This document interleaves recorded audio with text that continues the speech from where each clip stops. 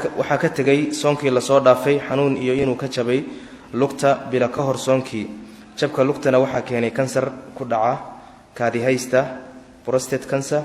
oo jirkiisa ku faafay wuxuuna qaatay dawooyin 3 waqti mana awoodo inuu soomo balse waxa uu rajaynayaa inuu soomo haddii uu caafimaado haddana xalkiisa waa ka sii daray su'aasheedu waxay tahay xukun ahaan maxay noqonayaan soonka ka tagay xukunkiisa xanuunka dartii xanuunku marka soonka la yiraahdo laba qaybood waay xanuun ruuxa haya oo aan rajo lahayn inuu ka caafimaaday sida loo badinayo bini'aadamku intuu garanayo dhakhaatiirta lala tashado hadday yidhaahdaan xanuunkani ma badna in laga caafimaado xanuun waa noocaas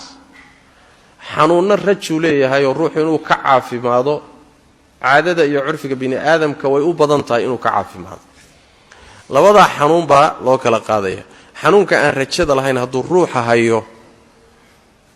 soomina kari waayo markii soonku soo galo maalin walba hal miskiin buu quudinaya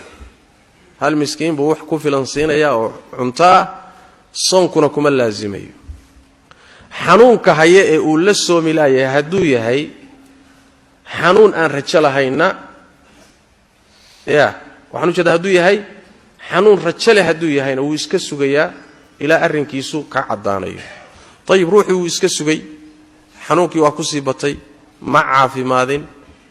maxaa la samaynayaa waxaa la samaynaya waa la iska sugayaa hadduu sidaa ku dhinto uusan ka soo raynin isagoo soonkii lagu leeyahay aanan caafimaadin waxba laguma laha lagana qallayn maayo raashiinna laga bixin maayo sidaasi waa sida ay qabaan a'immada badankood yacni dadka ama laga qallaynayo ama markuu dhinto raashiinaha laga bixiyo la leeyahay ee soon isagoo lagu leeyahay ku dhintay waa ruuxa soonkii ka tegey jaanisuu ku qalleeyo intuu helay aan qallaynin laakiin ruuxa xanuunsadayee xanuun uga tegay xanuunkiina aan kaba kicinba siduu u hayay buu ku tegey waxba laguma le kaa isaga sidaana waxaa qaba alimaamu maalik shaafici abu xaniifa waa ra'yiga jumhuurta waay waxba laguma laha oo ehelkiisuna ka qallayn maayo raashiinna laga bixin maayo laanna wax weeyaan maba awoodinba siduu u sugahayay buu ku tegey waxba laguma laha wallahu aclam